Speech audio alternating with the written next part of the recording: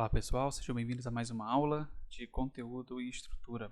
Hoje você vai aprender o presente simples, Present Simple, e a como utilizá-lo no seu dia a dia e nas suas conversações. Então, para começar, vamos entender um pouquinho como que funciona e como você reconhece quando utilizar o presente simples. Existem algumas palavrinhas mágicas que chamamos de keywords para o presente simples, que te ajudam a identificar em uma conversa normal. Claro que no dia a dia, algumas vezes a gente omite ou não. Dependendo para ser específico, esses keywords vai ser preciso para o presente simples. Por exemplo, in the morning, in the afternoon, at night, que você aprendeu nas aulas de vocabulário, de manhã, de tarde e à noite. Every Friday, every day, every weekend. Então, every Friday, toda sexta-feira. Every day, todo dia. Every weekend, todo fim de semana. On Monday, on Saturday, on your day off. Na segunda, no sábado, no seu dia de folga. Never, always, usually, often. Nunca, sempre, geralmente, frequentemente. Então, essas palavras que estão aí, elas representam o presente simples. Então, para você utilizar, quando você quer utilizar o presente simples, se você colocar esses keywords, você vai estar identificando para você que está te ouvindo o que você está falando no agora, tipo no presente, ou quando você quer expressar com fatos no futuro. Tá ok?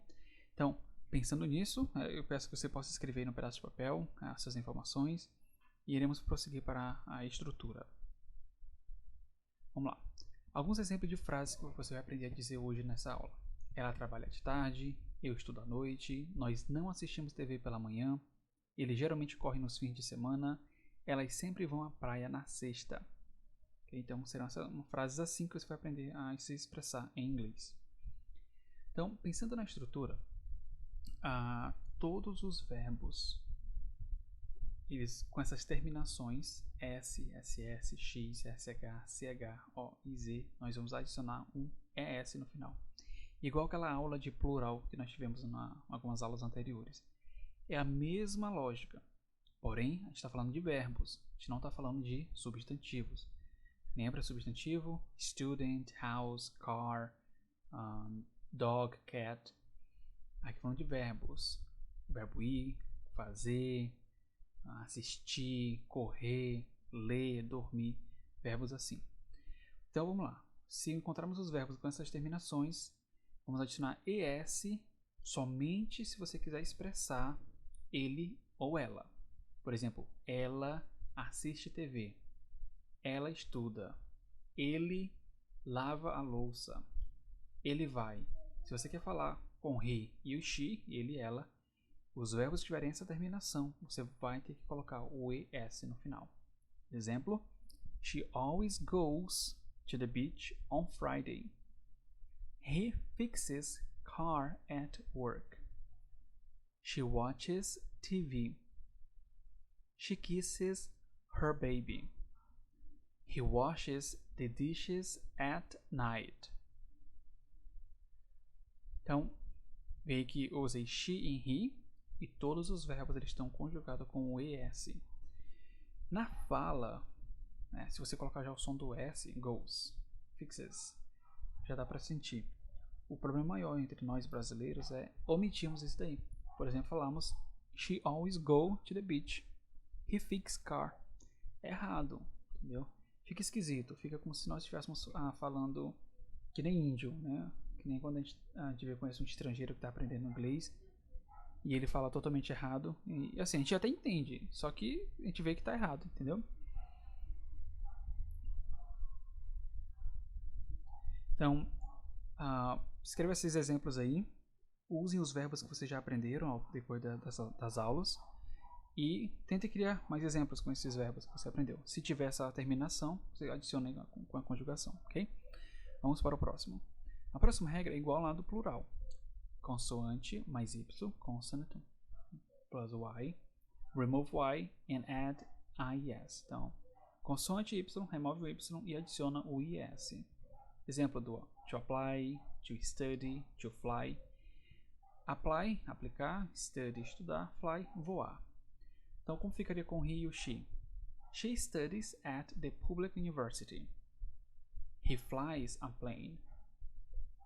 She applies for university this year. Então, ela estuda em uma universidade pública, ele pilota um avião, ela aplica para a universidade este ano. O verbo to fly ele pode ser voar ou pilotar, tá ok? Então, se o verbo terminar com consoante mais y, tira o y e coloca o IES. Isso não se aplica para o verbo play, por exemplo. O play é jogar, brincar, tocar. Eu quero dizer que ela toca violão, she plays guitar. Tá ok? Então, é basicamente isso, gente. Vamos lá para o próximo. E o resto é o 90% dos verbos, você só adiciona o S. Bem simples, bem fácil. Então vamos lá para os exemplos. To like, to read, to walk, to run, to call. Verbos assim, que não tem aquelas terminações que eu mencionei anteriormente. Você somente vai adicionar o S. Por exemplo, he likes ice cream. She calls me every night. He reads many books. She walks in the morning. She runs on the weekend. Percebe que alguns eu isolei, aquelas keywords, e outros eu coloquei, para te mostrar que dá para utilizar uma frase mais completa.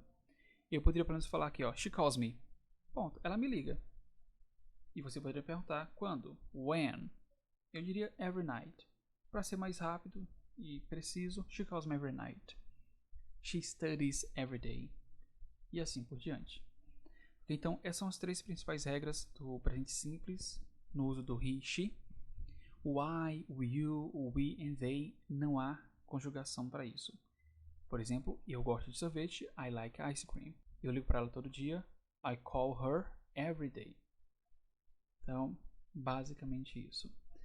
Bem, e como que eu quero quando eu quero me expressar de forma negativa, tipo, eu não gosto de sorvete, ela não me liga, ele não lê, eu preciso colocar uma partícula especial para dar um negativo. Por exemplo, no I, you, we and they, usamos o don't. I don't study Chinese.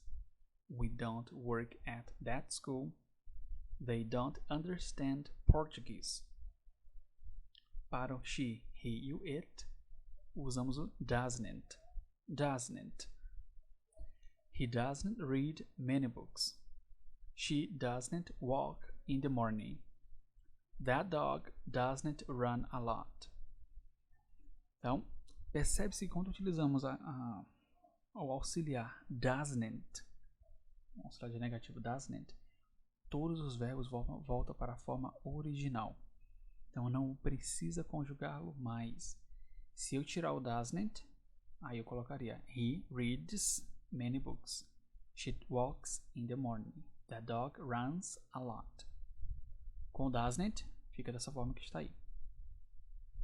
Tranquilo até aqui? Qualquer coisa, só voltar um vídeo um pouquinho no início e ouvir novamente, ok? Vamos para o próximo. E se eu quiser me expressar com perguntas, quiser fazer perguntas? Interrogative sentence in present simple. Eu vou colocar o do. Por exemplo, do I, do you, do we, do they. Em uma frase, do you study English? Do they work at that school? Do they understand us? Ele estuda inglês? Você estuda inglês? Eles trabalham naquela escola? Eles entendem a gente? Sem o uso do do, dá para compreender o que você quer dizer se você colocar uma entonação de pergunta. Não é a forma correta de se fazer pergunta em inglês. Claro, se a gente for pensar no Brasil, a gente não utiliza as regras gramaticais do nosso dia a dia. Assim é o inglês também. Porém, é importante colocar. Se você quer se expressar da maneira mais clara, mais objetiva, é bom colocar o do antes, ok? Vamos lá. O próximo exemplo é o uso do para o he, she e o it. Eu coloco does no início da frase. Então, does she, does he, does it. Does he read many books? Does she walk in the morning? Does it bark a lot? Ele lê muitos livros. Ela caminha de manhã. Ele late muito. Bark é latir. Ele late muito. Então, percebe-se que o uso do does, com o she, o he, o it, os verbos voltaram para a forma original também, sem conjugação. Ele só há conjugação quando for afirmativa positiva. Ok? Então, esses são os exemplos de como fazer perguntas no presente simples, no nosso dia a dia. Se você quer perguntar para alguém se ele fala inglês, do you speak English? Você entende inglês? Do you understand English? Você trabalha no hospital? Do you work at the hospital? Se eu quisesse perguntar sobre ela, does she speak English? Does she study at university? E assim por diante. E aí você vai responder utilizando uma frase positiva ou uma frase negativa, como você aprendeu nos slides anteriores, ok? Claro que existe a maneira mais simples. Yes, you know. Yes, you know. Se alguém pergunta para você, do you speak English? Você vai dizer o quê? Yes ou no. Bem simples, né? Porém, como eu quero que você faça a prática e sua língua, né, faça a musculatura da sua língua, se acostume com a pronúncia, é bom você dar respostas longas por enquanto. Quando você chegar lá no nível B2, aí sim você pode dar uma resposta mais rápida, porque você já dominou o assunto, você já conhece. Então, pode soar mais natural, tá ok? Então vamos lá.